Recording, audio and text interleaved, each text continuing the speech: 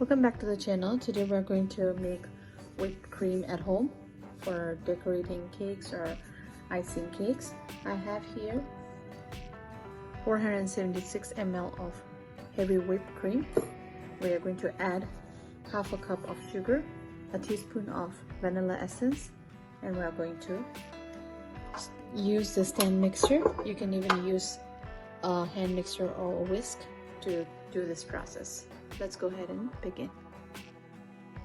So after 5 minutes, whipping cream is ready.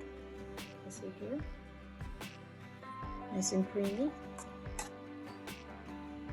perfect for your cake icing.